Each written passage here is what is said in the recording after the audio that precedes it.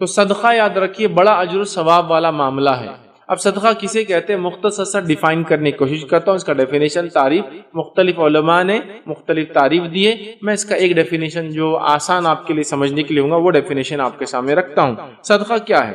صدقہ وہ چیز ہے جس کو انسان اپنے مال سے اللہ تعالیٰ کا قرب حاصل کرنے کے لیے خرچ کرتا ہے، چاہے وہ پھر فرض ہو یا نفل۔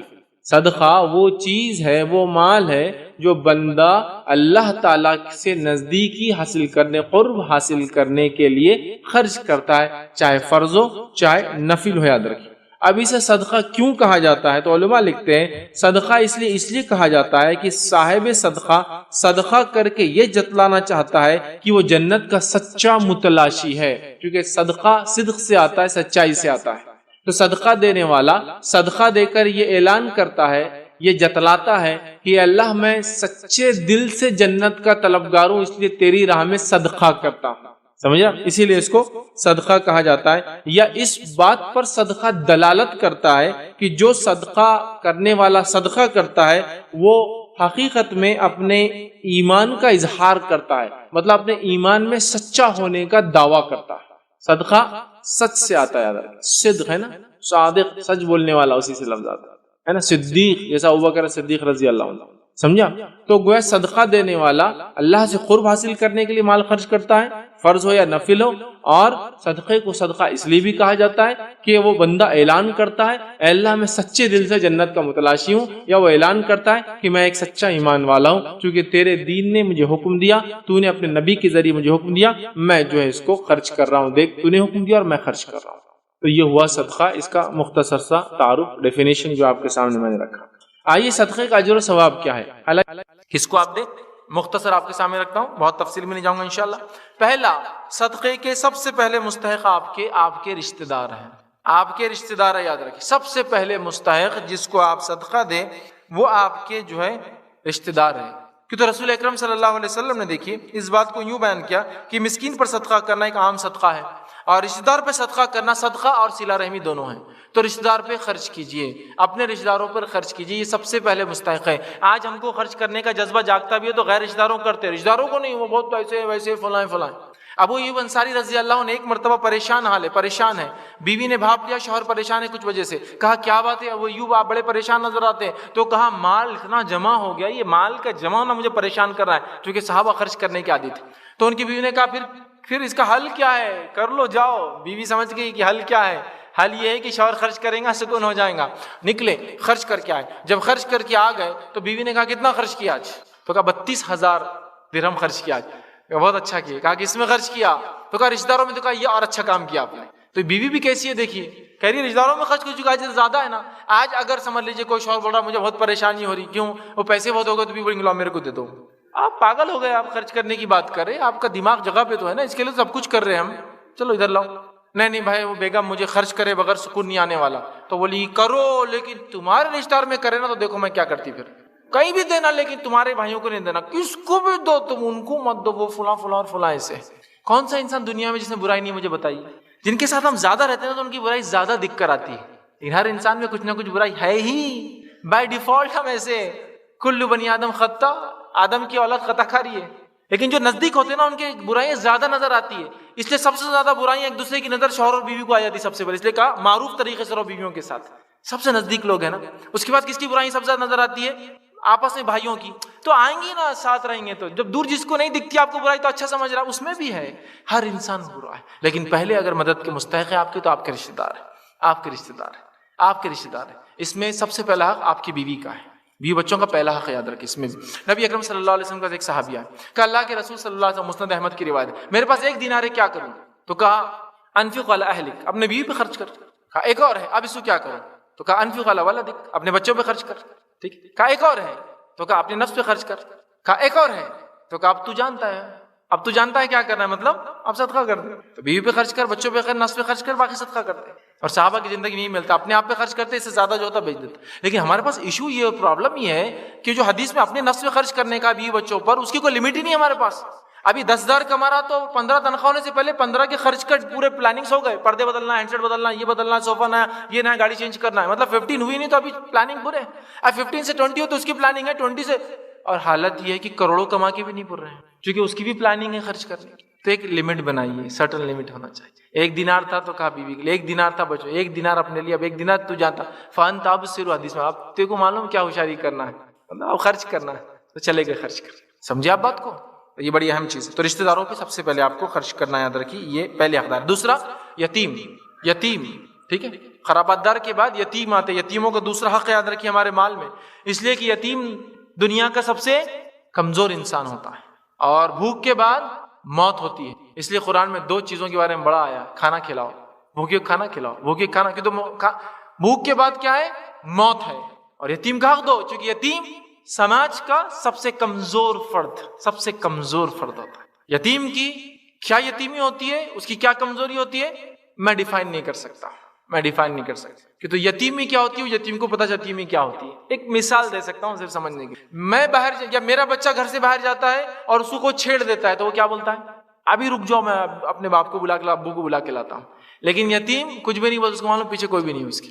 سمجھا؟ اس کی یتیمی، اس کی کمزوری اتنی زیادہ ہے کہ اگر وہ مالدار بھی ہے تو یتیم پریشان ہے، اس لیے کہ وہ یتیم ہے، اس کو کوئی سپورٹر نہیں. یاد رکھیے یتیم کا بڑا ہے، اسی لیے بار بار بھوکے کھانا کھلاؤ، یتیم کا حق ادا کرو. کیوں؟ اس لیے کہ یتیم سب سے کمزور فرد ہوتا ہے سوسائٹی، اس لیے اس کی مدد کرنا ہے. تو یتیم اپنے خاندان کی یتیم، دوسروں کے یتیم، سماج کے یتیم، انسانیت میں کہ تو یہاں یتیم مسلم یتیم نہیں ہے، آرفن مسلم آرفن نہیں ہے، کوئی بھی آرفن جو دنیا میں ہے اس کی مدد کرنا ہے. تو خاندان کا یتیم سب سے پہلا مستحق، پھر آپ کی کمیونٹی کا یتیم دوسرا مستحق، آپ کے شہر کے یتیم اور آپ کے اطراف میں والے دوسرے مذاہب میں جو یتیم، ان کی مدد کیجئے. یتیم خانے، ان کی کفالت کیجئے. نبی اکرم صلی اللہ علیہ وسلم فرماتے ہیں میں اور یتیم کی کفالت کرنا جنت میں ایسے ہوں گے، اور اشارہ کی حدیث میں اپنی انگلیوں سے اتنے نزدیک، جیسے 2 انگلیاں نزدیک ہوتی نا تو اتنے نزدیک ہوں.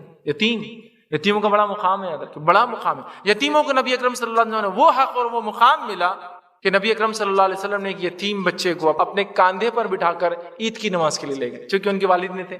راستے سے آپ جا رہے تھے، نعمان رضی اللہ عنہ، کہا نعمان تم نماز کو جاؤں گی کل عید کی؟ تو کہا میں تو یتیم ہوں، میرے والد نہیں. تو آپ صلی اللہ علیہ وسلم گھر لے گئے، اپنی زوجہ سے کہا اس کو نہلاؤ دھلاؤ، اور اس کے بعد اپنے کاندھے پہ بٹھا کر لے گئے. تو یتیموں کو وہ حق، آرفنس کو وہ رائٹ ملے اسلام میں کہ نبی اکرم صلی اللہ علیہ وسلم کے کاندھے پر تک بیٹھے یتیم ہی تو یتیم حق ہے ان کا. ڈھونڈیے نہیں ہے آپ کے اطراف تو دیجیے ان کی مدد، اور مالدار بھی ہو یتیم تو بھی مدد کیجیے. کیسے؟ اپنی صلاحیتوں کے ذریعے اس کی ہیلپ کیجیے. چونکہ پیسے والا ہے لیکن پھر بھی اس کو گائیڈنس تو چاہیے نا. ایک چھوٹا بچہ ہے، کیا سمجھتا ہے اس کو، سمجھے؟ یتیم.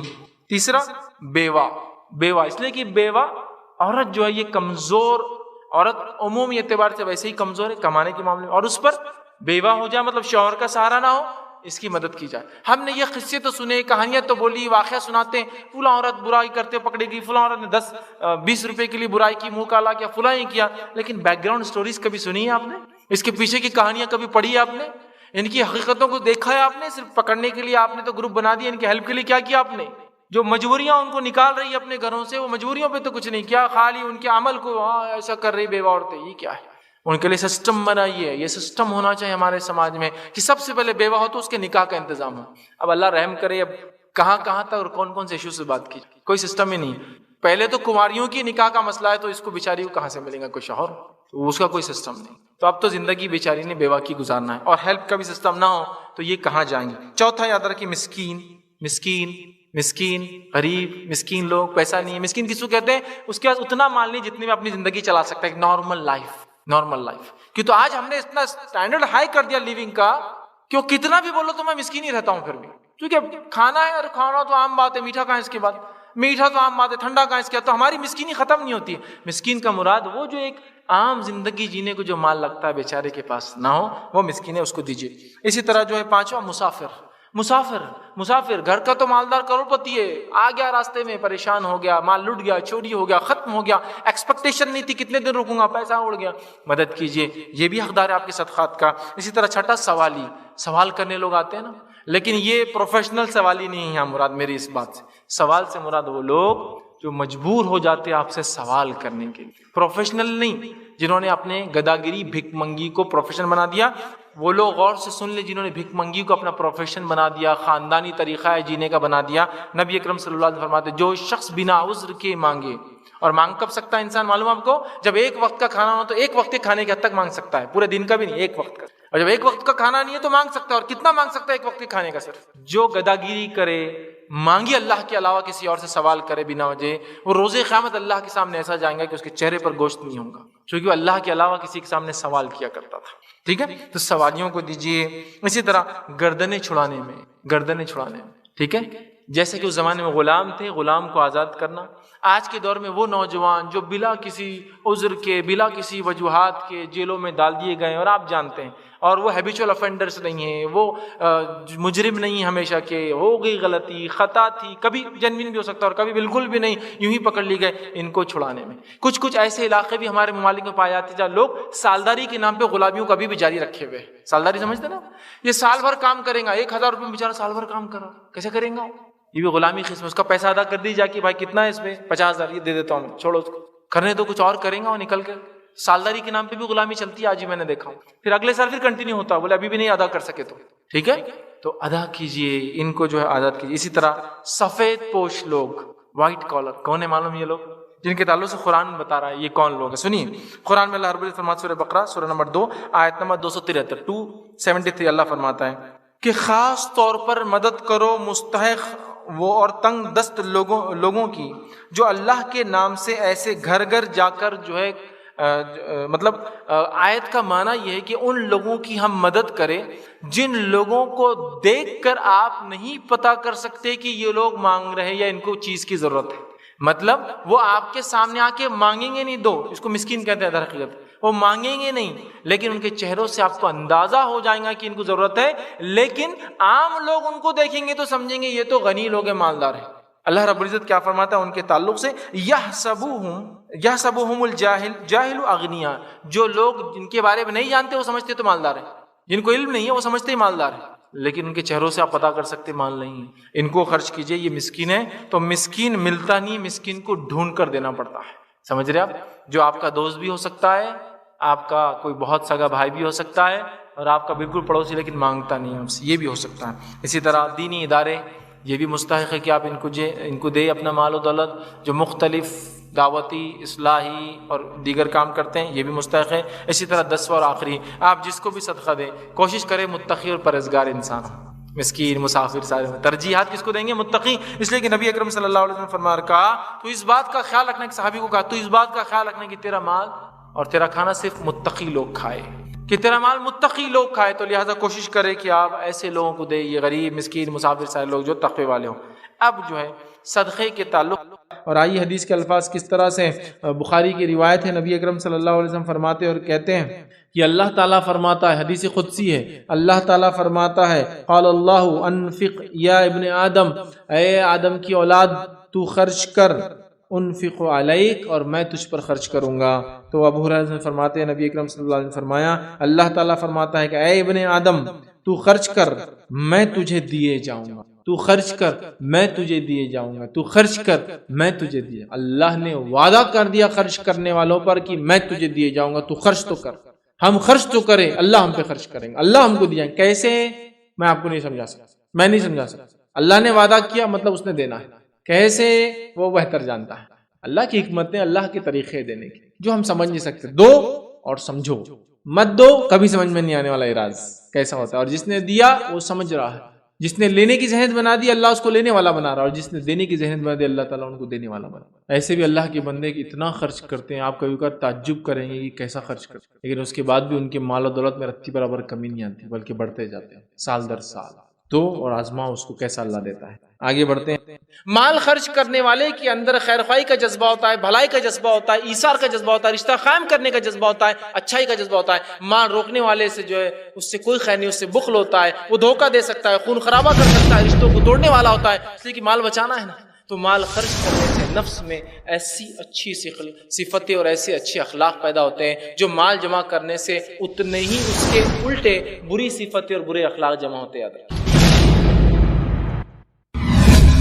اس لیے کہ ہم جس سماج میں رہتے ہیں یا لوٹ اور کھسوٹ کا بازار چالو ہے، یہاں سود خوری کا معاملہ ہے. اور جہاں جس سماج میں سود خوری ہوتی ہے وہاں خرچ کرنے کے بارے میں تو بھول ہی جائیے آپ، کہ تم جب تک نیکی کو نہیں پہنچ سکتے، بر کو نہیں حاصل کر سکتے، نیکی کو حاصل نہیں کر سکتے، جب تک کہ وہ خرچ نہ کر دو مما تحبون، جو تم سب سے زیادہ محبوب اور پسندیدہ چیز ہے، جب تک وہ اللہ کے راہ میں خرچ نہ کر دو تم نیکی کو نہیں پہنچ سکتے.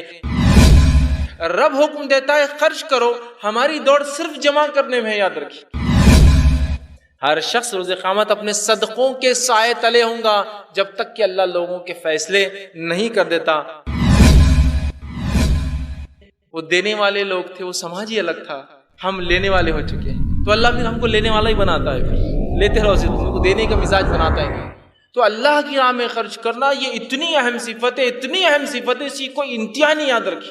دیکھنے میں صدقات دینے سے پیسہ کم ہوتا ہے، لیکن باطنی اعتبار سے، برکت کے اعتبار سے، اہمیت کے اعتبار سے، فضیلت کے اعتبار سے پیسہ بڑھ جاتا ہے، اس لیے کہ اللہ اس 80 میں اتنی برکت دیتا ہے، اس میں 100 روپے میں جو کام نہیں ہوتے 80 میں ہو جاتے ہیں۔ کہ ہم جس سماج اور جس سوسائٹی میں رہتے ہیں، یہ سوسائٹی جمع کرنے والی ہے، خرچ کرنے والی نہیں۔ آپ نے خرچ کیا، آپ کو مال ملا، آخرت میں 700 تو باقی ہے ہی، اس کو تو چھوڑ ہی دیجئے، ان ریٹرن دنیا میں بھی وہ مال واپس ملے گا، اس سے بہترین انداز سے، اولاد کی صحیح ہونے کے اس شکل میں، مال کی برکت کی شکل میں، کم زندگی میں زیادہ کام کی شکل میں، اور زندگی میں ایسے کارنامے انجام دینے کی شکل میں کہ مرنے کے بعد اس کا اجر۔ یہ عرف مقطعات ہے، اس کا معنی اللہ ہی جانتا ہے۔ ذالک الکتاب لا ریب فیہ ھدی للمتقین، اس قرآن کے اندر کسی قسم کا شک اور شبہ نہیں ہے کہ یہ اللہ کی طرف سے ھدی للمتقین، متقین کی ہدایت ہے۔ متقین کی صفت کیا ہے؟ الذین یؤمنون بالغیب، ایمان لاتے ہیں غائب پر، ویقیمون الصلاۃ، اور نماز قائم کرتے ہیں، ومما رزقناہم ینفقون، اور اللہ نے جو دے رکھا ہے اس میں سے خرچ کرتے ہیں۔ تو گویا قرآن نے ان لوگوں کی صفت جو لوگ ہدایت یافتہ ہے، جو قرآن سے حقیقت میں ہدایت حاصل کرتے، ان کی جو صفت بیان کی، ایمان کے بعد نماز، اور نماز کے بعد کیا ہے؟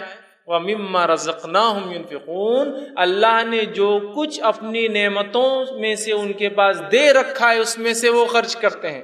مال کا لفظ نہیں ہے، رزق کا لفظ ہے۔ جو کچھ اللہ نے عطا کر رکھا ہے اس میں سے کیا کرتے ہیں؟ وہ خرچ کرتے۔ یہ مومنوں کی اٹوٹ صفت ہے، یہ قرآن پر ایمان لانے والوں کی، متقی لوگوں کی، جو قرآن سے ہدایت حاصل کرتے ہیں، ان کی صفت ہے۔ اللہ پر ایمان لانے کے بعد، نماز قائم کرنے کے بعد جو کام وہ کرتے ہیں معاملات میں سے، چونکہ یہ تو عقیدہ اور احکام ہو گیا، ایمان لانا عقیدہ ہو گیا، نماز احکام ہو گیا، معاملات میں جو بات آ رہی ہے وہ رزق خرچ کرنے کی ہے، کہ وہ جو اللہ نے دے رکھا ہے اس میں سے خرچ کرتے ہیں۔ اب خرچ کرنے کا معاملہ شریعت نے کیا حکم دیا، کس حد تک خرچ کرنے کی ہم کو جو حکم دی، ہمیں خرچ کرنے کی عادت ڈالنے کا جو حکم دیا گیا، بچوں کو خرچ کرنے، آپ صلی اللہ علیہ وسلم کی زندگی سے دیکھیے آپ خرچ کرتے تھے، صحابہ کے ہم واقعہ سنتے ہیں، لیکن معاملہ اس حد تک جا چکا ہے اللہ کی راہ میں خرچ کا۔ یہ بڑی افسوس کی بات ہے کہ ہم جس سماج اور جس سوسائٹی میں رہتے، یہ سوسائٹی جمع کرنے والی ہے، خرچ کرنے والی نہیں، اس لیے کہ خرچ کرنے میں کیا مزہ آتا ہے، یہ مزہ ہم سمجھ ہی نہیں سکتے ہیں۔ یہ تو ایسے ہی ہوگا کہ آپ نے کبھی کار نہیں چلائی اور میں آپ کو سکھا رہا ہوں، بیٹھو اور یوں آوازیں نکالو اور کار میں مزہ لے لو۔ اس لیے کہ ہم جس سماج میں رہتے ہیں، یہاں لوٹ اور کھسوٹ کا بازار چالو ہے، یہاں سود خوری کا معاملہ ہے، اور جہاں جس سماج میں سود خوری ہوتی ہے وہاں خرچ کرنے کے بارے میں تو بھول ہی جائیے آپ۔ تو یہاں ہماری ہوڑ، ہماری دوڑ جمع کرنے میں ہے، صرف نکالنے میں ہے۔ رب حکم دیتا ہے خرچ کرو، ہماری دوڑ صرف جمع کرنے میں ہے، یاد رکھیے۔ وہ اس لیے کہ ہم ایک ایسی سوسائٹی میں رہتے، ایک ایسے سماج میں جہاں ہم نے خرچ کرنے کے معاملے کو بھول گئے۔ ارے خرچ کرنا تو دور، میں آج جو بات کروں گا یہ نفلی صدقات کی ہونے والی ہے۔ جو فرض زکوٰۃ ہم پر ہے، جو مال میں سے کم از کم جو اللہ نے دے رکھا ہے، اس مال کے اوپر 2.5% آپ کی انکم پہ نہیں، آپ کی سیونگ پر، جو نصاب کو ایک سرٹن لیول کو پہنچتی ہے، سونے میں، چاندی میں اور دیگر چیزوں میں، اس کے اوپر اگر پہنچتی ہے، اور جس پر 355 دن 355 ڈیز گزر جاتے ہیں قمری اعتبار سے، چونکہ ہم سورج سے نہیں چاند سے چلتے ہیں، تو 355 دن گزرتے ہیں، اس پہ صرف 2.5% دینا ہے، وہ ہم سے نہیں ہوتی۔ تو انفاق فی سبیل اللہ، اللہ کی راہ میں نفلی خرچ کا معاملہ کیا ہوگا؟ اس 2.5% کو کیسے ہیلے بہانے سے ٹرانسفر کرتے ہیں مجھے بتانے کی ضرورت نہیں، چونکہ زکوٰۃ 355 دن کے بعد ہے نا، ایک سال کے بعد ہے، تو ہوتا یوں ہے کہ تو فرض ہے، فرض عبادت ہے۔ 355 دن سے پہلے جو ہے شوہر اپنی ملکیت و جائیداد کے بارے میں بولتا، بیگم یہ تمہاری ہو گئی، اگلے سال 355 دن سے پہلے بیگم بولتی شوہر یہ آپ کا ہو گیا، 355 ڈیز ہوں گے، ایک سال گزرے گا تو دینا ہے نا زکوٰۃ، ہم سال گزرنے نہیں دیں گے، ٹرانسفر کرتے رہیں گے دوسرے کے نام پر۔ یہ دنیا میں ایسا ہم گھما سکتے ہیں حکومتوں کو، اداروں کو، اللہ رب العزت کو ایسے ہیلے نہیں دے سکتے ہم یاد. تو جس سماج میں اس میں سوسائٹی میں ہم رہتے ہیں وہ جمع کرنے والی سود خور قسم کی جو ایک سماج اور سوسائٹی ہماری بن چکی ہے, جہاں جمع کرنے کا لوگوں کو شوق ہے, خرچ کرنے کا کوئی مزاج نہیں ہے. رب ہمارا کتاب میں اپنی بار بار حکم دیتا ہے خرچ کرنے کا, اپنی کتاب کی ابتدا کرتا ہے, جو پہلا حکم دیا جا رہا ہے مومنوں کی صفت بیان کی جا رہی ہے, تیسری ہی صفت ہے کہ جو مال دیا ہے اس میں سے خرچ کرتے ہیں. صحابہ کی زندگی کا مطالعہ کرے تو صحابہ دینے میں خوشی محسوس کرتے تھے, لینے میں نہیں کرتے تھے. صحابہ کے اگر سماج کو دیکھے, وہ سوسائٹی میں تھوڑی نظر ڈالے تو ان کا مزاج دینے کا تھا, وہ لینے میں خوش نہیں ہوتے تھے, اور ان کی دوڑ خرچ کرنے میں تھی, جمع کرنے میں نہیں تھی. ہماری دوڑ کیا ہے, بعض والے کتنے پلاٹ ہو گئے, ان کی 2 ہو گئے. آپ تو اس سے بڑی جاب پہ ابا, آپ کے 2 کیسے ہو گئے؟ بیٹا میں بھی کچھ کرتا ہوں, اوپر نیچے کی انکم نکالتا ہوں اور پورا میں 2 سے اب تیسرا پلاٹ کر لیں گے. ہم جمع کرنے کے اندر وہ کرتے ہیں, رش کرتے ہیں, میرے پاس یہ ہے. اور صحابہ کا عملہ تھا خرچ کرنے میں رش کرتے تھے کہ دینا ہے. تو ہم ایک ایسے سماج میں رہتے ہیں جہاں جمع کرنا ہے, لینا ہے, جیسے بھی آتا ہے اس کو وہ کرنا ہے. تو ہماری ہوڑ دنیا کے لیے, ہماری ہوڑ جمع کرنے کے لیے. صحابہ کی ہوڑ دوڑ آخرت کے لیے تھی, صحابہ کی دوڑ خرچ کرنے والی تھی, دینے والی تھی, دینے والی تھی. یاد رکھیے, حالانکہ پاس کچھ نہیں تھا لیکن پھر بھی دینے والا مزاج ہے. اس حد تک غربت تھی کہ کھانے کو نہیں ہوتا تھا. اگر گھر میں 2 لوگ ہیں تو طے کیا جاتا تھا کوئی ایک کھا لے تو دوسرا بھوکا رہے. اگر بیوی اور شوہر اور بچے ہیں تو بچے کبھی کھاتے اور کبھی سے جو ہے میاں بیوی کھاتے. اس حد تک حالت تھی. اور ایسی حالت میں بھی اگر کوئی مہمان آتا تھا تو بچوں کو بھوکا رکھ کر, اپنے آپ کو بھوکا رکھ کر اس کو کھلانے کی سوچی جاتی تھی, اس لیے کہ وہ دینے والا سماج تھا, لینے کی نہیں سوچتا تھا. اور ہم لینے والا سماج ہے, دینے کی نہیں سوچتے. ہم جمع کرنے والے لوگ ہیں, خرچ کرنا ہماری مزاج میں نہیں. خرچ کرنا یہ کتنی اہم عبادت ہے, یہ عبادت انسانوں میں کیا صفتیں پیدا کرتی ہے, اس عمل کی وجہ سے کیا خوبیاں ایک سماج میں آتی ہے, یہ ہم بھول چکے. یاد رکھیے, صحابہ کے اس سماج کو یاد کیجیے جس سماج میں ہر آدمی, جس سوسائٹی میں ہر آدمی دوسرے کو ترجیح دیتا ہے. اور حالات اس حد تک تھے صحابہ کے بعد بھی. ایک واقعہ آتا ہے کہ ایک شخص نے جو بغداد میں رہتا تھا اپنے بیٹے کو وصیت کی, ایک نظر مانگی کہ جب تم مدینے جانا تو مدینے کے سب سے غریب مسلمان کو 10,000 درہم میری طرف سے صدقہ تحفہ دے دینا. وہ شخص جب حج کے لیے آیا, اس نے حج کیا تو پھر زیارت جو ہے مسجد نبوی کی زیارت کے لیے بھی آ گیا. جب وہاں آیا تو اس نے سوچا باپ کی وصیت کو پورا کر دیتے, والد کی وصیت کو ایکسیکیوٹ کر دیتے, اس کو عمل میں لا دیتے. وہ گیا اور پوچھا کہ مدینے میں سب سے غریب گھر کون سا ہے. کسی نے کہا کہ مدینے کا سب سے غریب آدمی یہاں رہتا ہے. وہ وہاں پہنچا, اس کے گھر پہ دستک دی. دستک دینے کے بعد کہا کہ میرے والد نے ایک نظر مانگی تھی کہ مدینے کے سب سے غریب انسان کو جب میرا کوئی سفر ہو مدینے کا, میں یہاں آؤں تو میں دے دوں, لہٰذا مجھے بتایا گیا تم سب سے غریب ہو, یہ لو 10,000 درہم. درہم جو ہوتا ہے وہ چاندی کا سکہ ہوتا ہے, اور 4 گرام چاندی کا ایک سکہ ہوتا ہے. تو گویا وزن کے اعتبار سے بہت بڑی مقدار تھی, بہت بڑی قیمت ہے. آج کے اعتبار سے بھی, اس زمانے کے اعتبار سے بہت بڑی قیمت تھی. یاد رکھیے کہ تو پیسے کی بہت زیادہ ویلیو تھی اس زمانے میں. تو 10,000. تو وہ شخص جس کے پاس یہ گئے اور اسے دیا, اس نے کہا میں اس کا مستحق نہیں ہوں, اس لیے کہ میرا پڑوسی میرے سے بھی زیادہ غریب ہے, تو مہربانی کیجیے اس کو دے دیجیے آپ, چونکہ آپ کے والد کی وصیت سب سے غریب انسان کی.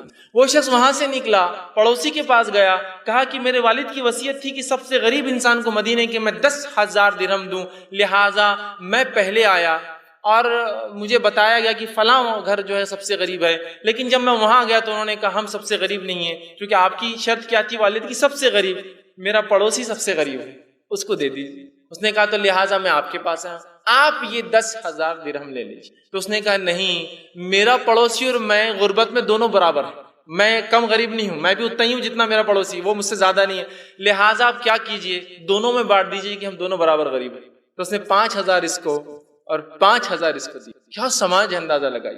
اس مثال کو تھوڑا سا ایک طرف جانے دیجیے. کوئی ایک شخص اگر مجھ سے اگر یہ کہے کہ میرے والد کی ایک وصیت تھی کہ 10,000 روپئے آپ کے شہر کے سب سے غریب انسان کو دیں, تو وہ سب سے غریب انسان میں ہی ہوں گا, وہ سب سے غریب انسان ہے. بھائی میں ہی ہوں, وہ یہ ٹوپی تو ادھار لی ہوئی ہے, کپڑے تو ان کے, میں ہی سب سے غریب ہوں, پلیز آپ مجھے دے کر جائیے. ایسے ہے نہیں ہے. وہ دینے والے لوگ تھے, وہ سماج ہی الگ تھا. ہم لینے والے ہو چکے, تو اللہ پھر ہم کو لینے والا ہی بناتا ہے, پھر لیتے رہو اسے, تم کو دینے کا مزاج بناتا ہی نہیں. تو اللہ کی راہ میں خرچ کرنا یہ اتنی اہم صفت ہے, اس کی کوئی انتہا نہیں. یاد رکھیے. لیکن اس معاملے میں اتنی کوتاہیاں نظر آتی ہے, اس لیے کہ دینا بولے تو کم ہوتے ہوئے نظر آتا ہے نا. دینے کا معنی کم ہو رہا ہے. میرے جیب کے اندر 100 روپئے, اگر میں اس کے اندر سے 20 روپئے صدقہ کرتا ہوں تو 80 ہو رہے ہیں نا, کم ہو رہے ہیں. ہاں بالکل صحیح بات ہے. بظاہر کمی ہوتا ہے پیسہ، بظاہر دیکھنے میں صدقات دینے سے پیسہ کم ہوتا ہے، لیکن باطینی اعتبار سے، برکت کے اعتبار سے، اہمیت کے اعتبار سے، فضیلت کے اعتبار سے پیسہ بڑھ جاتا ہے. اس لیے کہ اللہ اس 80 میں اتنی برکت دیتا ہے، اس میں 100 روپے میں جو کام نہیں ہوتے 80 میں ہو جاتے ہیں. یہ بات بھی سمجھنا بہت زیادہ ضروری ہے، ورنہ ہم پیسے کی تعداد کو ہی ہم سب کچھ سمجھتے ہیں. یاد رکھیے، تعداد، زیادہ پیسہ مطلب سب سے اچھا، کم پیسہ نہیں، ویسے نہیں، تعداد نہیں ہے اصل، یہ برکت اس پیسے کی، اس پیسے کی برکت. تو یہ بہت اہم چیز ہے، ہم اللہ کی راہ میں خرچ کریں. آج میں چند باتیں اللہ کی راہ میں خرچ کرنے کی اہمیت کے تعلق سے، اس کے فائدوں کے تعلق سے، اس کے فضائل کے بعد انشاءاللہ عزیز کچھ ایسی مثالیں آپ کے سامنے رکھوں گا جو نبی اکرم صلی اللہ علیہ وسلم کی زندگی اور صحابہ کی زندگی سے ملتی ہے. اس کے بعد ہم دیکھیں گے انشاءاللہ عزیز بعض وہ جگہ جہاں خرچ کرنا چاہیے، ان جگہوں کی نشاندہی بھی آپ کو کراؤں گی، یہاں خرچ کرنا چاہیے. اور اس کے بعد انشاءاللہ عزیز جو ہے وہ کام ہم دیکھیں گے جو ہمارے صدقوں کو ضائع کر دیتا ہے، ہمارے خرچ کو ضائع کر دیتا ہے، ہمارے مال کسی کو دینے کو، انفاق فی سبیل اللہ کو برباد کر دیتا ہے، اس کو ختم کرتا ہے. وہ عمل بھی انشاءاللہ عزیز آخر میں رکھوں گا، تاکہ ایسا نہ ہو کہ صدقہ دینے کی تو نیت کر لے لیکن وہ صدقہ ضائع ہو جائے، اس کا فائدہ نہ ہو. تو بہرحال یہ کچھ نکات، 6 نکات کم بیش میں آپ کے سامنے آج رکھنے کی جو ہے کوشش کروں گا. اب مال خرچ کرنے کی کیا فضیلت ہے، اس کے کیا فائدے ہوتے ہیں، آئیے اللہ رب العزت کیا فرماتا ہے. اور مال خرچ کرنے کا اللہ نے اتنا ثواب رکھا ہے، اتنا ثواب، اتنا اجر کسی عبادت کا نہیں آتا. مال خرچ کرنے کا جو اجر اور ثواب ہے، یہ اجر اور ثواب کسی اور عبادت کا نہیں، یاد رکھ لیجئے. آئیے اللہ رب العزت کیا فرماتا ہے. اللہ سبحانہ تعالیٰ فرماتا اور کہتا ہے سورۃ البقرہ سورہ نمبر 2 آیت نمبر 261 میں اللہ فرماتا اور کہتا ہے، آیت اس طرح سے اللہ فرماتا ہے، مثل الذین ينفقون اموالهم فی سبیل اللہ کمثل حبۃ انبتت سبع سنابل فی کل سنبلۃ 100 حبۃ واللہ یضاعف لمن یشاء واللہ واسع علیم. اس کا ترجمہ اللہ فرماتا ہے کہ مثل الذین ينفقون، ان لوگوں کی مثال جو اللہ کی راہ میں خرچ کرتے ہیں، دیتے ہیں، وہ ایسی ہے جیسے کسی نے ایک دانہ زمین میں بویا اور اس دانے سے 7 بالیاں نکل آئی. مطلب اس دانے سے جو درخت نکلا، جو جھاڑ نکلا، اس کو کتنے پھل لگے یا کتنے جو ہوتے ہیں بالیاں دیکھی نہیں آپ نے، گیہوں کی ہوتی ہے، باجرے کی، اناج کی بالیاں ہوتی ہے، بھٹا ہوتا ہے جیسا آپ کا، بالیاں. تو اس سے کتنی بالیاں نکلی؟ 7 بالیاں نکل آئی، اور ہر بالی میں 100 دانے ہیں. اور اللہ جس کا چاہتا اجر اس سے زیادہ کئی گنا بڑھا دیتا ہے. اور اللہ نے فرمایا اللہ بہت وسعت والا، کشادگی والا اور علم والا ہے. تو اس آیت کے اندر دیکھیے اللہ رب العزت نے جو بات بیان کی وہ یہ ہے کہ اللہ کی راہ میں ایک چیز خرچ کرنے کی مثال ایسی ہے جیسے اس شخص نے ایک دانے کو زمین میں بویا، اس دانے سے جو پھل، جو اناج نکلا، جو جھاڑ نکلا، جو درخت نکلا، اس کو 7 بالیاں لگی، اس ہر بالی میں 100 دانے ہیں. اور اللہ اجروں کو اس کے زیادہ یضاعف، اس کے ملٹیپل ٹائمز بڑھا دیتا ہے. اللہ بڑی وسعت والا اور علم رکھنے والا ہے. تو یہاں 700 گنا ثواب ملتا ہے، 700 ٹائم ثواب ملتا ہے اللہ کی راہ میں 1 روپیہ، ایک مال خرچ کرنے کا. عام زبان میں کہوں بدلے کے اعتبار سے، مثال کے طور پر اگر سمجھ لیجئے ایک شخص جو شہر کا مالدار انسان آپ سے کہتا ہے 1 روپیہ میرا فلاں کو پہنچا دو اور دے دو، میں تم کو 700 دے دوں گا. 1 روپیہ میرے سے لو اور فلاں کو دے دو، یا تمہارا 1 روپیہ فلاں کو دے دو اور اس کو دینے کے بعد میرے پاس آنا اور 700 لے جانا مجھ سے اس کے بدلے میں. تو کیا آپ یہ کام کریں گے یا نہیں کریں گے؟ آپ کہیں گے اگر ایک کا 700 ہے تو میں تو کچھ بھی کرنے کو تیار ہوں. یہاں تھا ایک کو 7 اور 9% مل رہا تو کچھ بھی کرنے کو تیار ہے. 9.25 مل رہا سینئر سٹیزن کو تو اس کے لیے بھی کچھ بھی کرنے کو تیار ہے. سود کی در بول رہا ہوں، انٹرسٹ جو ملتا ہے 9%، 8%، ہائیسٹ سینئر سٹیزن 0.25 زیادہ، تو اس کے لیے مر رہے ہیں، اپنی تاریخوں کو بڑھا رہے عمروں کی کہ بڈھا بتاؤ مجھے 60 سال سے اوپر، 0.25% جو ہے 54 کے برابر سود زیادہ ملیں گے نا مجھے. اس کے کیلکولیشنز کیسے کرتے ہیں ہم لوگ؟ تو اللہ فرما رہا ہے 1 روپیہ تم میری راہ میں خرچ کرو گے تو ان ریٹرن تم جو ہے سود نہیں، اس کے بدلے میں اجر یہ پاؤ گے جیسا تم نے 700 روپیے خرچ کی میرے راستے. اب کوئی ایک انسان بیوقوفی ہوگا جو اتنا زبردست سودا، اتنی بڑی تجارت کی روپیے کے بدلے 700، ایک ایسا انویسٹمنٹ میں اگر آپ کو بتاؤں جس انویسٹمنٹ کے اندر آپ اگر میرے پاس 1 روپیہ جمع کرتے ہیں تو اس انویسٹمنٹ کے بعد اپروکسیمیٹلی 60 to 70 ایئرس کے بعد میں آپ کو ہر روپیے کے بدلے اگر 700 دوں تو کیا آپ میرے پاس انویسٹ نہیں کریں گے؟ کیا پاگل باتیں کر رہے ہیں آپ؟ 50-60 سال کون رکتا ہے؟ کیوں لوگ لائف انشورنس نہیں کرواتے؟ ریٹائرمنٹ پلان، پینشن پلان 50 سال بھرتا. دنیا کا معاملہ بڑا سمجھ میں آتا ہم کیلکولیٹو. آخرت کا نہیں، مریں گے دیکھا جائے گا اس کا کیا ہے. دنیا سمجھ میں آ رہی نا. 40 سال ابھی نوکری کی باقی ہے، 40 سال کا ریٹائرمنٹ ہے. بھائی کون نے دیکھا کیا ہے؟ بھرتے رہو 200 روپئے، یہ انشورنس میں جاتے رہیں گے. اس کے بعد میرے کو 50 لاکھ، 1 کروڑ، پتہ نہیں 2 کروڑ، 10 کروڑ، 50 کروڑ اور پتہ نہیں کتنے کتنے دے رہے ہوں. یہ ہم کو سب حساب سمجھ میں آتے ہیں. تو میں بھی وہ کر رہا ہوں، انویسٹمنٹ کی بات کر رہا ہوں. 1 روپیہ انویسٹ کیجئے، 50 سے 60 سال بعد اللہ نے عمر اور زیادہ دی تو 80 سال بعد جب مر جائیں گے تو مرنے کے بعد ان ریٹرن 700% جو اس سے زیادہ آپ کو ملنے والا ہے. یہ کیلکولیشن ہمیں سمجھ میں نہیں آتا ہے. لیکن اتنی فضیلت، اتنا اجر کسی عمل کا نہیں ہے جتنا اجر جو ہے اللہ کی راہ میں خرچ کرنے کا ہے. اور اللہ کی راہ میں خرچ کرنے کا کیا معاملہ ہے؟ چونکہ مزاج نہیں ہے نا، مزاج نہیں ہے. اگر سمجھو ہم کو چندہ دینا ہے کسی دینی کام کے لیے، جیب میں آدمی ہاتھ ڈالتا، چونکہ باہر نکال کے نہیں دیتا، جیب میں ڈالتا ہے، سامنے والے دکھنا نہیں کیا ہے، اور ٹٹولتا اس کو اور پورا اندازہ کرتا. پہلے میں نے ایک لال رکھا تھا 1000 کی، پھر 2 ہری تھی، اس کے بعد 500 کی، اس کے بعد 300 کی تھی، اس کے بعد 50 اور 20 کی سیریز چالو ہوں گی، اور اس میں سے پھر ایک نکالتا، چونکہ اندازہ رہتا کہ یہاں 20 اور 10 چالو ہو رہے ہیں یہاں سے. پھر اس نے جیسے ہی نکالا، ارے 20 کی آگے واپس، اس لیے کہ اس کی نیت تھی 10 دینے کی، 20 آ گیا نا، غلط آ گیا. تو پھر اس میں سے نکالتا ہے وہ 10 کی نوٹ، اور اس میں بھی اگر پھٹی بھی ہو تو زیادہ اچھا ہے، کہ چل نہیں رہی بہت دنوں سے، وہ ڈال دے رہے ڈراپ باکس میں، ڈال دے اللہ کے نام. اور کچھ لوگ ہوتے ہیں ایسا جیب کو لاتے، آواز ہے تو مطلب صدقہ کرنا ہے، نہیں ہے تو نہیں کرنا ہے.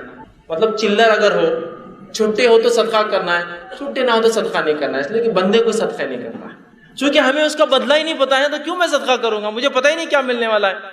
جس اسکیم کا مجھے پتا ہو کہ ریٹرن کیا ملنے والا ہے، اس کے لیے تو مر کھپ جائیں گے، اپنی زندگیاں لگا دیں گے. اب یہاں کہاں سمجھ میں آ رہا؟ قرآن نے بولا مریں گے دیکھا جائے گا، جنت جاؤ گے، تو بات کی بات ہے نا. ابھی تو ہم کو ریئل ٹائم سامنے کیا ہو رہا ہے وہ دیکھنا ہے. میرے بھائیوں، موت ایسی آ کے اچک لی جاتی ہے انسان کو، کسی کو سمجھ میں نہیں آتا کیا ہو رہا ہے. اس سے پہلے یہ انویسٹمنٹ سب کو کرنا ہے، مجھے اور آپ. اب ایک اور غلط فہمی، اب میں تو غریب ہوں، یہ درس تو میرے لیے ہے ہی نہیں، پھر اس لیے خرچ کرنے کے بعد نہیں، یہ غلط فہمی مت رہیے آپ کہ مالدار لوگوں کو صرف خرچ کرنا ہے. خرچ کرنے کا معاملہ ہے، اللہ نے جو دے رکھا ہے وہ مما رزقناہم ينفقون، جو کچھ دے رکھا ہے اس میں سے خرچ کرتے ہیں. یہ نہیں کہا کہ 1 لاکھ کے بعد خرچ کرتے، 1 کروڑ کے بعد خرچ کرتے، 10. جو کچھ دے رکھا ہے، تو میرے جیب میں اگر 10 روپیہ ہے تو میرا ایک غریب بھائی اس کو تو کچھ بھی نہیں ہے، 2 روپے دے سکتا ہوں میں اس کو، اور دینا بھی چاہیے. صحابہ کا یہی تو تھا، خود کھانے کو نہیں ہے مہمان کو کھلا رہے ہیں، خود کھانے کو نہیں ہے پڑوسی کو دے رہے ہیں، خود کے پاس کوئی لا کے 10,000 درہم دے رہا ہے، کہہ رہا نہیں بازو والا غریب ہے اس کو دے دو. اس لیے کہ وہ جانتے تھے کہ آخرت میں بدلے ملنے والا.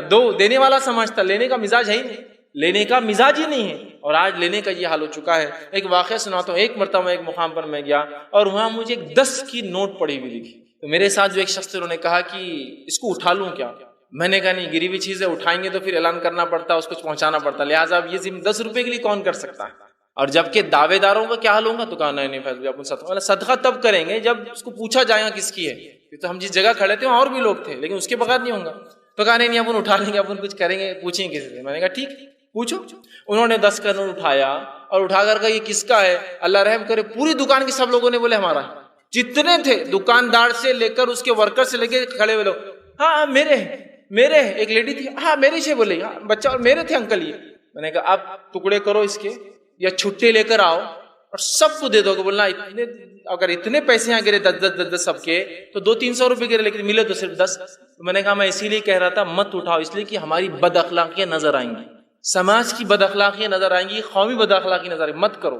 ایک عالم دین نے جمعۃ الوداع، رمضان میں جو کہا جاتا ہے جمعۃ الوداع، ایسی کوئی اصطلاح نہیں ہے لیکن لوگ کہتے ہیں آخری جمعہ جو ہوتا ہے رمضان، جمعۃ الوداع میں ایک اعلان کیا کہ میں نماز کے لیے جب مسجد میں آیا تو مجھے ایک 500 کا نوٹ ملا. کتنے کا ملا؟ 500 کا. انہوں نے وہ صحیح کیا غلط کیا وہ ایک الگ چیز ہے، میں اس کو تائید نہیں کر رہا ہوں، میں صرف واقعہ سنا رہا ہوں. مجھے ایک 500 کا نوٹ ملا. کس کا ہے؟ اگر ہاتھ اٹھا دے تو میں دے دوں گا. اللہ رحم کرے 2 سے 3 ہزار لوگوں نے ہاتھ اٹھایا. 10-12 ہزار کی مسجد، 2 سے 3 ہزار لوگوں نے. انہوں نے کہا اللہ کا خوف کھائیے میرے بھائیوں، اتنے لوگوں کے پیسے کیسے گر سکتے ہیں؟ اگر 2000 کو 500 سے ضرب کرے، اگر اتنی نوٹیں یہاں گری تو لاکھوں روپیہ گرا، اس کا مطلب اس مسجد میں.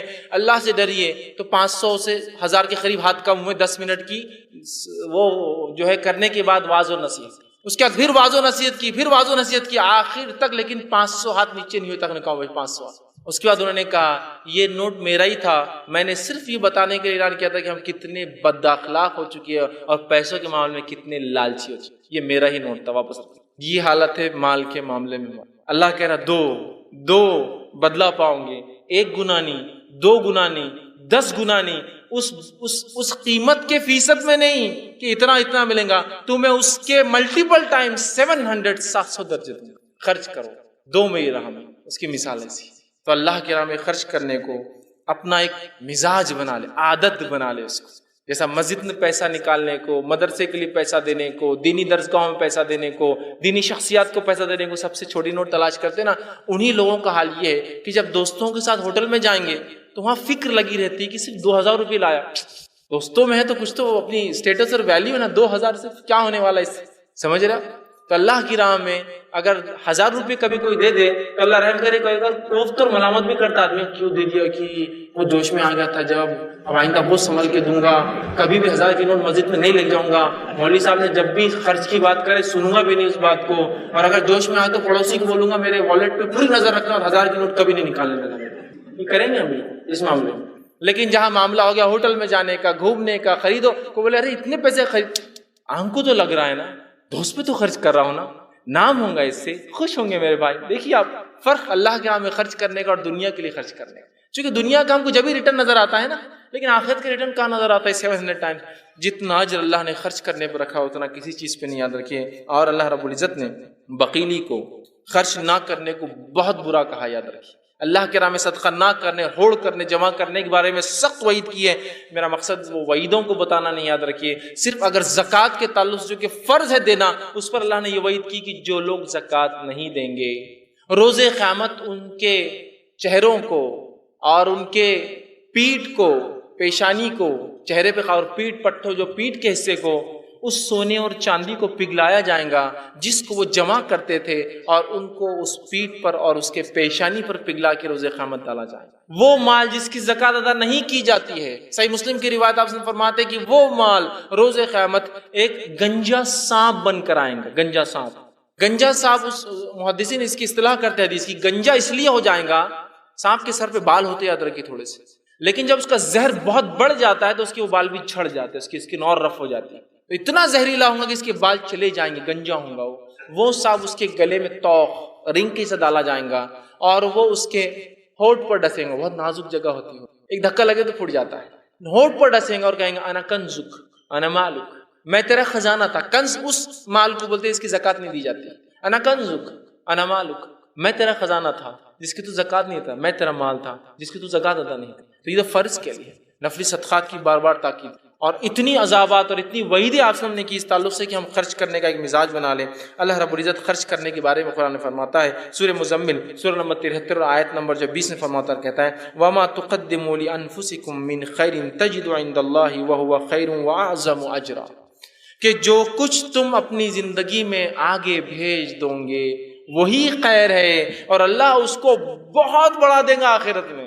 اعظم اجرا، اللہ اس چیز کو جو تم آگے بھیجو گے، خرچ کرو گے، روز قیامت بہت بڑا کر دے گا۔ کتنا بڑا وہ اللہ ہی جانتا ہے۔ اعظم اجرا، اور مفسرین لکھتے قرآن میں جب عذاب علیم، عذاب شدید، ٹھیک ہے، اس طرح کے الفاظ آتے ہیں، یا جیسے اعظم اجرا آتا ہے جس میں بتایا نہیں جاتا کہ کیا ملیں گا، وہ کہتے ہیں یہ ایسی باتیں ہیں غائب کی، چونکہ انسان نے کبھی دیکھا نہیں ان چیزوں کو تو وہ سمجھ بھی نہیں پاتا، اس لیے اللہ نے خالی الفاظ ادا کر دی، تذکرہ نہیں کیا۔ جیسا بہت سے عذابوں کا تذکرہ ہے نا کہ وہ عذاب میں رہیں گے، آنکھ میں ڈالے جائیں گے، آنکھ کی زنجیریں ہوں گی، لیکن کچھ جگہ عذاب علیم، سخت عذاب، اس لیے کہ وہ عذاب ہم سمجھ نہیں سکتے اس لیے علیم کہہ دیا۔ تو یہاں کا اعظم اجرا، کتنا وہ اللہ ہی جانتا، بس بڑھا دیں گا، ہم نہیں کیلکولیٹ بھی نہیں کر سکتے، چھوڑ دو، تم سمجھ جاؤ بہت بڑا اجر۔ اسی طرح اللہ رب العزت جو ہے قرآن فرماتا، سورہ آل عمران سورہ نمبر 3 آیت نمبر 92 میں فرماتا اور کہتا ہے، اور اس آیت کو ہم اگر غور سے سنیں اور سمجھیں تو ایک عظیم پیغام اس آیت میں ہے کہ ہم نیکی کو ہرگز نہیں پہنچ سکتے جب تک ہم اللہ کے راہ میں خرچ نہیں کریں۔ یہ آیت نے ہماری نیکیوں کی قبولیت کو خرچ کرنے پہ لا کے روک دیا۔ اللہ فرماتا لن تنالوا البر حتی تنفقوا مما تحبون، کہ تم جب تک نیکی کو نہیں پہنچ سکتے، بر کو نہیں حاصل کر سکتے، نیکی کو حاصل نہیں کر سکتے، جب تک کہ وہ خرچ نہ کر دو مما تحبون، جو تم سب سے زیادہ محبوب اور پسندیدہ چیز ہے، جب تک وہ اللہ کے راہ میں خرچ نہ کر دو تم نیکی کو نہیں پہنچ سکتے۔ اور لن کا صیغہ، لن کا لفظ عربی میں آتا کسی چیز سے پہلے، اس کا معنی ہوتا ہرگز ہرگز نہیں، ہرگز ہرگز نہیں، سمجھ رہے؟ تو کہا تم نیکی کو نہیں پہنچ سکتے جب تک وہ خرچ نہ کرو جو تمہیں پسند ہے۔ اور صحابہ نے اسے ایسے ہی سمجھا، اور جب یہ آیت نازل ہوئی تو ابو طلحہ رضی اللہ عنہ یہ اللہ کے رسول صلی اللہ علیہ وسلم کے پاس آئے، انس بن مالک رضی اللہ عنہ حدیث کے راوی ہے، صحیح مسلم کی روایت ہے، وہ آئے اور کہا اللہ کے رسول صلی اللہ علیہ وسلم، ابو طلحہ آئے، ان کا ایک باغ تھا جس کو بحیرہ کا باغ، بہت قیمتی بہت اچھا باغ، جس کا چشمہ بھی میٹھے پانی کا تھا، اور اللہ کے رسول اس کی کھجور کھانے وہاں جایا کرتے، وہاں پانی پیتے، آئے اور کہا اللہ کے رسول میں نے یہ آیت آپ پہ نازل سنی، لن تنالوا البر حتى تنفقون مما تحبون، تو لہٰذا تنفقون مما تحبون، کہ تم نیکی کو نہیں پہنچ سکتے جب تک کہ وہ خرچ نہ کر دو جو سب سے زیادہ تمہیں پسند ہو۔ میرے لیے سب سے محبوب باغ یہ کھجور کا باغ بحیرہ کا، تو آپ گواہ رہنا، میں اس کو انویسٹ کرنا چاہتا ہوں، آخرت کے بدلے دے دینا چاہتا ہوں، میں اللہ کی راہ میں اس کو صدقہ کرتا ہوں اور آپ کو یہ باغ دے دیتا ہوں۔ نبی اکرم صلی اللہ علیہ وسلم نے جب یہ بات سنی تو بہت خوشی اور کہا بہت خوب بہت خوب، یہ بڑا نفع بخش مال ہے، یہ بڑا نفع بخش مال، بہت بدلہ دینے والا ہے تجھے، بہت بدلہ دینے والا ہے۔ اور پھر کہا میں ایسا سوچتا ہوں یہ مال تم اپنے رشتہ داروں میں کیوں نہ خرچ کر دو؟ کہ اللہ کے رسول جہاں آپ چاہے میں نے دے دیا ہوں۔ کہا تم اپنے رشتہ داروں میں کرو، انہوں نے اپنے چچیرے بھائیوں کو بلا اور کہا یہ باغ تمہارا ہوا، یہ باغ تمہارا ہوا، اس لیے کہ ہم نیکی کو نہیں پہنچ سکتے جب تک اس چیز کو نہ خرچ کر جو سب سے زیادہ ہمیں محبوب۔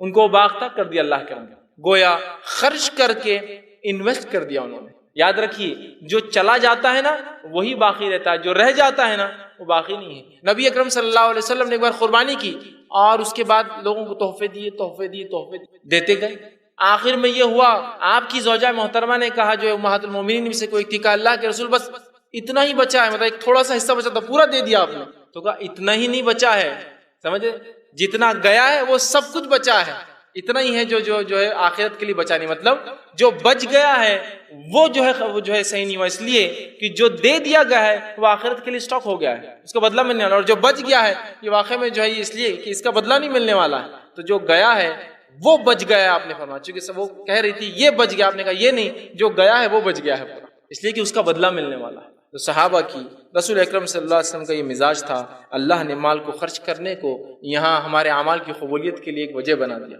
کہ خرچ کرو، اس لیے کہ اس کے بغیر تم جو ہے نیکی کو نہیں پہنچ سکتے۔ اور خرچ کرنے کے معاملے میں کبھی ڈرنا نہیں چاہیے، یاد رکھیے کبھی ڈرنا نہیں چاہیے۔ اور ہم سب زیادہ ڈرتے کب ہے؟ خرچ کرنے کو، اس لیے کہ آئیں گا کہاں سے، اگر ہم دے دیں گے تو ہم دے کے دیکھیں تو پتہ چلے گا پھر آتا کہاں سے۔ مسئلہ میں نے کہا نا شروع میں، ہم نے ایک قومی مزاج ہی نہیں بنایا، جن قوموں میں آج بھی دینے کا مزاج ہے اللہ اتنا عطا کر رہا ہے ان کو جس کی کوئی انتہا نہیں، آج بھی جن قوموں میں دینے کا مزاج ہے۔ اگر عرب ممالک میں کچھ لوگ گئے ہوں گے کام کے سلسلے میں، یا تفریح کو ہی کبھی گئے ہوں گے، یا حج اور عمرہ کو گئے ہوں گے، کبھی ہوتا ہے نا جاتے ہیں، تو بہت سارے ہمارے ہندوستانی لوگ پاکستانی لوگوں کا یہ حال ہوتا ہے کہ ایک بڑا ٹینکر آ گیا، بڑا ٹریلر آ گیا، ٹرک چھتریاں بانٹ رہا کو، ہم کو بھی چھتری لینے کا، بسکٹ کے پیکٹ لوٹ رہے ہیں، خرید سکتے لیکن پھر بھی لوٹ رہے ہیں، مالدار ہے اس شہر کے لیکن وہاں لوٹ کے کھا رہے ہیں، کیونکہ ہماری فطرت ہوگی نہ لینے کی۔ اور بہت سے لوگ سوچتے ہیں پاگل رہتے کہ شیخ لوگ کیوں کتنا خرچ کر دیتے، اتنے چھتری ہزاروں کیا ضرورت تھی خرچ کرنے کی، اتنے بسکٹ کے پیکٹ خرچ کر دیتے، کسی کو حج کرا دیتے، کسی کو عمرہ کرا دے رہے، فلاں کر رہے، یہ کر رہے، سمجھے نا؟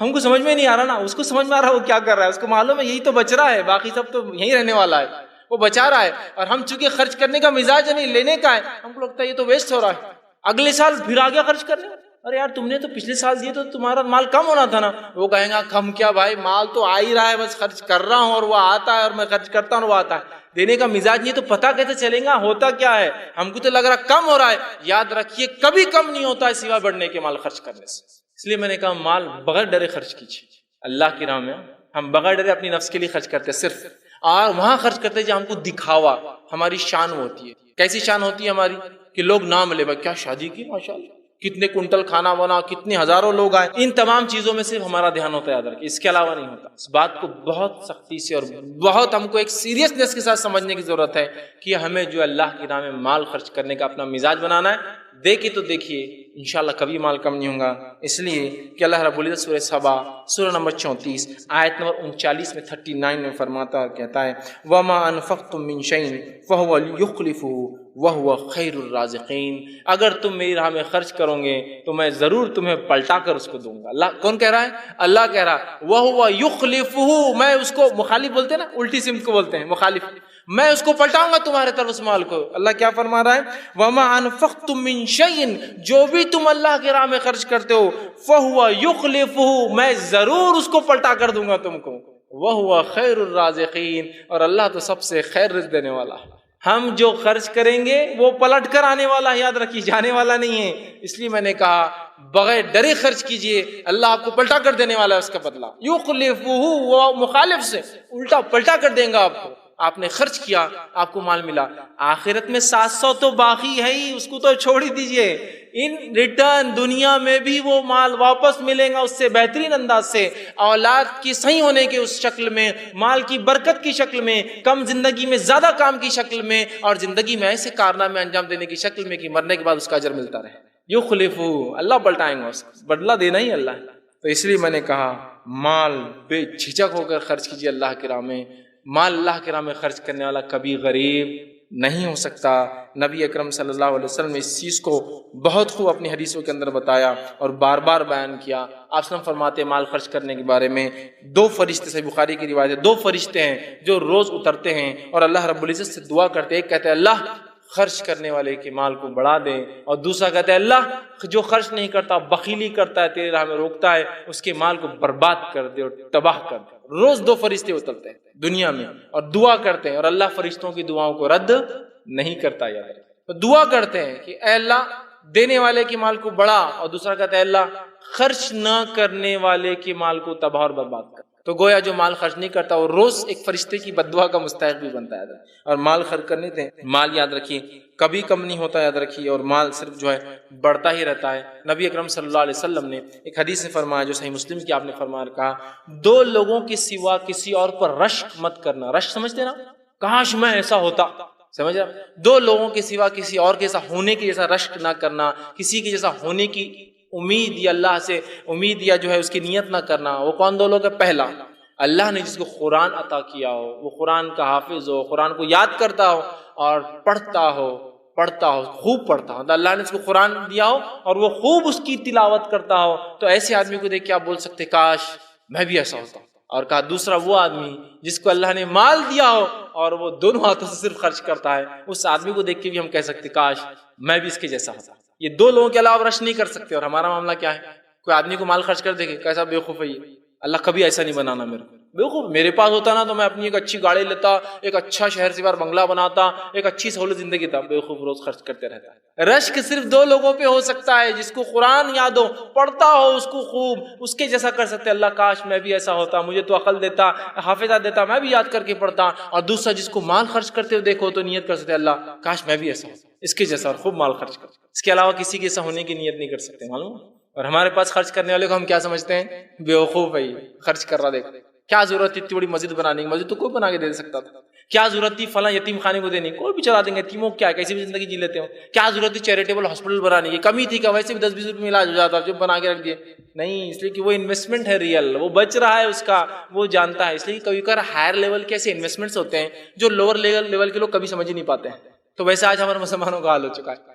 اللہ کی راہ میں خرچ یہ بہت بڑا انویسٹمنٹ ہے، اس کو تصور کیجئے، ذہن میں لائیے، ٹارگیٹ کیجئے اپنی آڈینس کس پہ خرچ کروں گا، ایک ایک نکال کر یہ مستحق دکھ رہا فلاں ہے، وہ سب تو گیا درکنار۔ کوئی خرچ کرنے والے کو ملامت کرتے بیوقوف خرچ کرتے رہتا ہے۔ رش صرف 2 لوگوں پر ہوتا ہے، اور نبی اکرم صلی اللہ علیہ وسلم فرمایا، متفق علیہ روایت ہے اور حدیث قدسی ہے۔ حدیث قدسی اس حدیث کو کہتے ہیں جس میں اللہ رب العزت پہلا راوی ہوتا ہے اس کا۔ رسول اللہ کہتے ہیں کہ اللہ فرماتا ہے، حدیث قدسی کیا ہے؟ اللہ رب العزت فرماتا ہے یا ابن آدم، اے آدم کے بیٹے، اور بیٹے میں بیٹیاں بھی شامل ہیں، اولاد آدم، اے اولاد آدم، یا ابن آدم، انفق علیک، تو میری راہ میں خرچ کر، میں تجھ پر خرچ کروں گا۔ انفق، تو خرچ کر، انفق علیک، میں تجھ پر خرچ کروں گا۔ اللہ کہہ رہا ہے تو خرچ کر، میں تجھ پر خرچ کروں گا، لوٹا کر دوں گا تجھے اس کا بدلہ۔ اے ابن آدم سے اللہ رب العزت جو ہے آدم کی اولاد سے ہم سے خطاب کر رہا ہے کہ تم میری راہ میں خرچ کرو، میں اس کو پلٹاؤں گا تمہارے طرف، میں لوٹانے والا ہوں اس کو۔ تو کہا یا ابن آدم تو خرچ کر، میں تجھ پر خرچ کرتا رہوں گا، تو خرچ کرتا رہا میری راہ میں تجھ پر جو خرچ کرتا رہوں گا۔ اب میں سمجھتا ہوں اللہ رب العزت نے جب وعدہ کر دیا خرچ کرنے کا، میں نہیں سمجھتا اس سے بڑی اور جو ہے اپنے وعدے کو پورا کرنے والی کوئی ذات ہے جو اپنے وعدے کو پورا نہ کرے۔ تو خرچ کر کے تو دیکھ، میں تجھے لوٹاؤں گا اس کو۔ اور جس نے بھی خرچ کیا یاد رکھیے وہ اس کا مزہ جانتا ہے، خرچ کرنے میں کیا لذت آتی ہے اور کیا مزہ آتا ہے۔ خرچ نہیں کرے تو دوسرے کو بیوقوف ہم دیکھتے ہیں، لیکن خرچ کرنے والے کو پتہ ہے اس میں کیا لذت ہے۔ خرچ کرنے کی جو فضائل آتے ہیں اس میں سے ایک فضیلت یہ ہے کہ خرچ کرنا سب سے نفع بخش تجارت ہے۔ مانو بیسٹ بزنس اگر دنیا میں کسی نے کیا تو وہ آنے والی ہیئر آفٹر کی لائف کے لیے یہاں انویسٹمنٹ کیا، یہ سب سے نفع بخش تجارت ہے۔ کون سی؟ اللہ کے راہ میں خرچ کرنا۔ اب ہوتا ہے نا آپ کسی سے ملنے گئے اور وہ کچھ تو بھی نیٹ پر کچھ کر رہا ہے، اوہ کیا کر رہے ہو تم؟ میں شیئر مارکیٹ میں انویسٹمنٹ کرتا ہوں۔ اوہ کیا فائدے ہوتے ہیں اس کی؟ بولا یہ فائدے ہوتے، وہ فائدے ہوتے، ایسے فائدے ہوتے، دن میں جو ہے میں لاکھ پتی، رات تک کروڑ پتی بن جاتا ہوں، ایسا ہوتا ہے، فلاں ہوتا ہے۔ اب بولتے کیا بھاری آدمی ہے یار، یہ کیا خاموشی سے انویسٹمنٹ کر دیا اس نے، بتایا تک نہیں۔ اگلی بار اپن بھی ایسی کریں، انویسٹمنٹ ڈھونڈ رہے، آپ بھی خاموشی سے کچھ تو بھی کر رہے انویسٹ، ڈوب گئے تو بولتے بھی نہیں آپ کسی کو خاموشی میں، وہ ایک الگ بات ہے، لیکن آپ بھی انویسٹ کر رہے خاموشی سے، اس لیے کہ میرا بھائی کر رہا ہے، ایک ہائر لیول پر اس کے انویسٹمنٹ جا رہے ہیں، فلاں ہو رہے ہیں، سمجھ میں آتا ہے اس ہے نا۔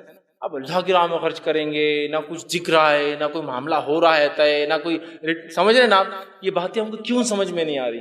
ہم جب لوگوں کو دیکھتے ہیں وہ تجارتیں کر رہے ہیں اور اس میں فائدہ ہو رہا ہے تو ہم دوڑ پڑتے ہیں دنیا میں، یہ تجارت کیوں نہیں سمجھ رہے؟ سب سے نفع بخش ہے، سب سے زیادہ نفع بخش تجارت کس کو کہتے معلوم؟ وہ تجارت، وہ بزنس جس کا ریٹرنز سب سے زیادہ ہو، تو یہ سب سے نفع بخش تجارت ہے، دو اور سب سے زیادہ پاؤ، یہ سب سے بخش تجارت ہے۔ اور اللہ رب العزت نے اس کے تعلق سے اپنی کتاب کے اندر فرمایا اور کہا، سورہ فاتر سورہ نمبر 35 آیت نمبر جو 29 اور 30 میں اللہ نے فرمایا، سنیے آیت کس طرح سے اللہ فرماتا ہے، ان الذین یتلون کتاب اللہ واقاموا الصلاۃ وانفقوا مما رزقهم، کہ وہ لوگ، اللہ فرماتا ہے، جو اللہ کی کتاب کی تلاوت کرتے ہیں، نماز قائم کرتے ہیں، اور جو اللہ نے دیا اس میں سے خرچ کرتے ہیں، مما رزقناہم، جو ہم نے رزق دیا اس میں سے خرچ کرتے ہیں۔ آگے فرمایا سرا وعلانیہ، خاموشی میں کرتے ہیں اور کبھی ظاہر کر کے کرتے ہیں۔ ہوتا ہے کبھی کبھار صدقے چھپ کر ہو نہیں سکتے، افضل صدقہ چھپ کر ہوتا ہے، لیکن کچھ صدقات آپ چھپ کر ہی نہیں سکتے۔ ایک مسکین راستے پہ کھڑا ہے، آپ چھپ کر نہیں دے سکتے نا، دکھ جاتا ہے تو کچھ تو علانیہ ہو جاتے ہیں، لیکن کچھ صرف چھپ کے ہوتے ہیں۔ تو کہا وہ لوگ جو قرآن پڑھتے ہیں، نماز قائم کرتے ہیں، اللہ نے جو مال دیا خرچ کرتے ہیں، جو دکھ جاتا ہے، جو چھپا کر کرتے ہیں، اللہ نے فرمایا ان کے تعلق سے علانیتاً یرجون تجارتا لن تبور، ایک ایسا بزنس کرتے ہیں جس میں کبھی گھاٹا ہوتا ہی نہیں ہے۔ اللہ کی راہ میں خرچ کرنے میں کبھی گھاٹا ہوتا ہی نہیں ہے، یہ ایسی تجارت ہے جو ڈوبتی ہی نہیں ہے۔ دنیا کی ہر تجارت ڈوب جاتی ہے یا انویسٹ کرنے والا مر جاتا ہے، دونوں میں سے کوئی چیز، یہ کبھی نہیں ڈوبنے والی تجارت، کبھی نہیں، آپ کو اس کا بدلہ ہمیشہ ہمیشہ ملتا ہے۔ اور خفیہ خرچ کرنے کے فضائل تو میں سمجھتا ہوں ہم سب جانتے ہیں، خفیہ خرچ کرنے کے بہت بہت بہت زیادہ فضائل جو ہے کتاب و سنت میں، قرآن حدیث میں آتے ہیں، جس میں سے ایک فضائل جو آتا ہے صحیح بخاری کی روایت میں ہے، 7 لوگ جو عرش کے سائے میں ہوں گے جبکہ کوئی سایہ نہ ہوگا، اس میں سے ایک شخص وہ ہوگا جو سیدھے ہاتھ سے جب خرچ کرتا تھا تو اس کے الٹے ہاتھ کو پتہ نہیں اس نے کیا خرچ کیا، مطلب یہ کہ اتنی خاموشی میں خرچ کرتا تھا، اتنا خاموشی سے دے دیتا تھا، کسی کو نہیں پتا اس نے کیا دیا۔ اور ایسے اللہ کے کئی بندے ہیں جو حقیقت میں واقع میں اتنی خاموشی سے اللہ کے نام میں جو ہے خرچ کر دیتے ہیں۔ اللہ رب العزت جو ہے خرچ کرنے کو ایک تجارت بتاتا ہے، اور وہ تجارت کے تعلق سے اللہ رب العزت نے بہت ساری باتیں فرمائی۔ خرچ کرنے کا ایک فائدہ جو آتا ہے وہ یہ کہ جو انسان اللہ کی راہ میں خرچ کرتا ہے اس کے اللہ گناہ بھی معاف کرتا ہے۔ اور اللہ رب العزت نے خرچ پہ دیکھی کیسا ابھارا، قرآن کی آیت اس طرح سے سورہ تغابن سورہ نمبر 64 آیت نمبر 17 میں اللہ نے فرمایا اور کہا، ان تقرضوا اللہ قرضا حسنا یضاعفہ لکم ویغفر لکم واللہ شکور حلیم۔ اللہ فرماتا ہے اور کہتا ہے، ان تقرضوا اللہ قرضا حسنا، کون ہے جو اللہ کو قرض حسنا دے؟